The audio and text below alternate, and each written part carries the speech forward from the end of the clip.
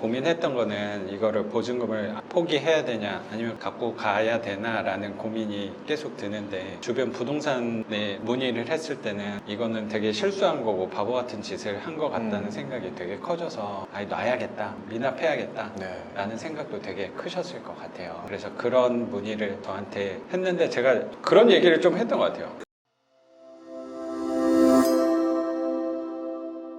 내가 잘 받았나 이 가격.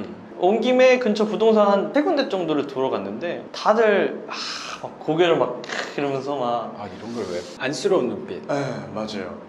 젊어가지고 뭘 몰라서 그 눈빛 나도 많이 받았거든요.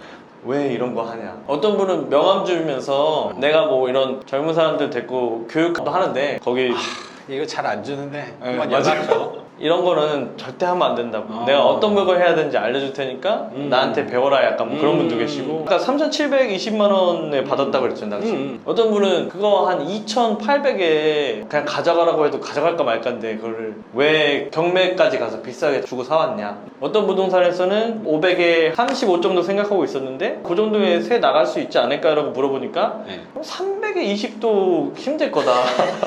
그러니까 그걸 무시하는 사람이 왜 많아. 그거를 좀 느끼셨을 것 같아. 그러면 되게 상처야. 고민도 많이 하고 나는 요 정도 될 거라고 생각하고 물건 분석 현장 조사 해가지고 해서 사실 어렵게 낙찰을 또 받은 건데 그걸 너무 무시하는 거야. 웃기지 마. 그거 가격 말도 안 돼. 이렇게 할 때는 비수가 꽂히지. 말도 너무 심하게 하시고. 그렇죠. 거기서 고민이 됐겠다.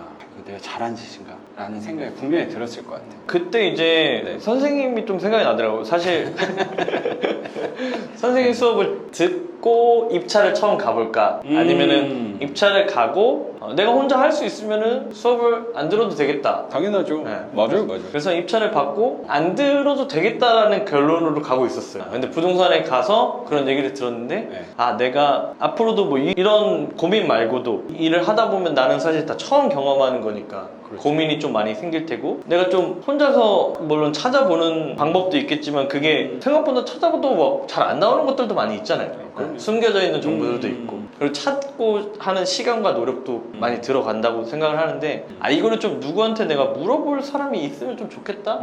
그래서 그때 선생님이 생각나서 제가 문의를 남겼는데 사실은 저는 그런 생각도 했던 것 같아요. 이거를 사실 답변을 안 해줄 수도 있겠다. 솔직히 말씀드리면 다 잘 안 해요.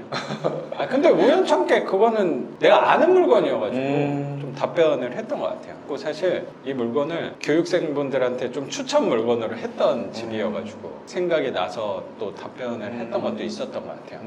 선생님이 엄청 막 구구절절하게 되게 길게 써놨던 게 생각이 나네요. 원래 사실은 그렇게 문제에 있어서 심각하게 막 충격을 받거나 그런 성격은 아닌데 그때는 이제 와이프랑 같이 처음 하는 이런 거에서 저보다 일단 와이프가 너무 충격을 많이 받았어요. 뭔가 잘못되고 있는 거 아니냐고 계속 보증금 날리고 하지 말자, 그만하자. 그렇게 덩치가 또 큰 게 아니니까 보증금 크진 보증금도 않았거든요. 막 말도 안 되는 금액이 또 아닐 수도 있으니까 보증금이 한 300돈 된 거네. 그럼. 300만 원도 안 됐던 것 같아요. 한 200 중반 정도? 불안해하니까 이거를 좀 안심시키고 싶어서 그러면은 저희 선생님 유튜브를 같이 좀 많이 보긴 했거든요. 그럼 내가 한번 반야사 선생님한테 한번 물어보겠다. 수업 문의 남기는 데긴 한데 그래서 조금 물어보면은 답변을 해주시지 않을까. 감사하게도 답변을 해주셨는데 저랑 와이프는 궁금해하고 불안해하던 거를 해결할 수 있는 답을 주신 것 같아요. 그냥 진행하기로 결정을 하고 고민했던 거는 이거를 보증금을 포기해야 되냐 아니면 갖고 가야 되나 라는 고민이 계속 드는데 주변 부동산에 문의를 했을 때는 이거는 되게 실수한 거고 바보 같은 짓을 한 것 같다는 생각이 되게 커져서 아니 놔야겠다, 미납해야겠다 라는 생각도 되게 크셨을 것 같아요. 그래서 그런 문의를 저한테 했는데 제가 그런 얘기를 좀 했던 것 같아요. 제가 생각할 때는 여기가 선생님이 좋은 가격에 갖고 가신 것 같고 그렇게 주변 얘기에 흔들릴 필요 없다는 식으로 저는 말씀을 좀 드렸던 것 같긴 하거든요. 정확하게 그렇게 해주신 것 같아요. 집 가격만 생각할 게 아니고 수리비가 한 1,000만 원 이상 들어간 흔적을 저는 봤기 때문에 교육생분들한테 저도 좀 추천을 해드렸던 부분이 있어서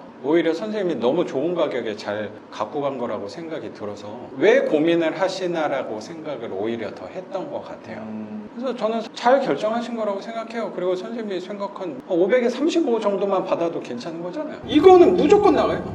그러니까 그러니까 걱정 안 해도 돼요.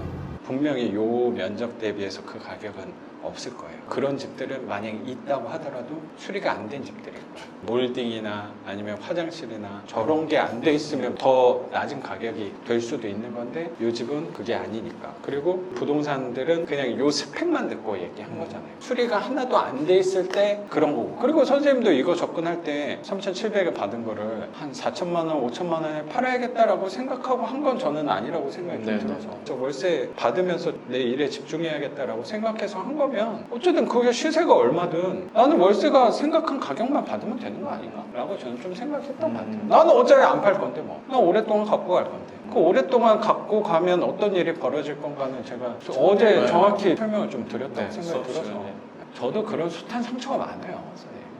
잘 생각을 해봐요. 일부 중개사분들을 생각을 했을 때 이 집에 대해서 안 좋게 얘기를 하는 것도 이해는 가. 선생님들 이해는 가지 않아요? 그쵸. 근데 나는 좀 거기서 고민을 해봤거든요. 기분 나쁘실 수도 있지만 그분들도 나를 기분 나쁘게 했으니까 잘 냉정하게 생각했을 때 요 분들이 부자인가? 그럼 나는 누구 말을 들어야 될까? 이분들이 좋은 물건을 알고 좋은 투자를 항상 하는 사람이었으면 여기에 계실까라는 생각도 해봤어요. 냉정하게 말해서 그분들이 별로다, 왜 부자인데 공인중개, 이런 얘기는 당연히 아니에요. 한번 냉정하게 판단해봤으면 좋겠는 게 일반적인 그 얘기를 그냥 저는 했다고 생각이 들어서 내가 부동산을 한다면 나도 이런 거는 분명히 돈이 안 될 거니까 내가 중개 수수료를 받는 거가 그렇게 나한테 돌아오는 게 없다면 굳이 내가 좋게 얘기할 것도 없고 그냥 일반적인 얘기를 난 할 것 같은데 그 일반적인 얘기를 이건 내 물건이니까 내가 그렇게 심각하게 또 받아들일 게 맞나? 내가 이걸 투자하기로 한 건 뭔데? 내가 3,700을 쓰면서 생각한 건 뭔데? 왜 2천 얼마에도 안 나간다라는 얘기를 왜 내가 신경 쓰고 있지? 난 어차피 안 팔려고 한 건데 그걸 2천 얼마에 팔든 5천만에 팔든 나는 어차피 안 팔 건데 난 월세 줄 거잖아요. 그럼 그 얘기에 대해서 물어볼 필요도 없다는 생각. 물론 저도 처음 할 때는 엄청 많이 물어봤어요. 입찰하기 전에 물어보고 입찰하고 나서 저도 아직도 기억나는 게 제가 도봉구 창동 반지하가 1번 물건인데 그거 하고 나서 그때 제2의 코엑스가 창동 사고지에 뭐 생긴대요. 난 기분이 되게 좋죠.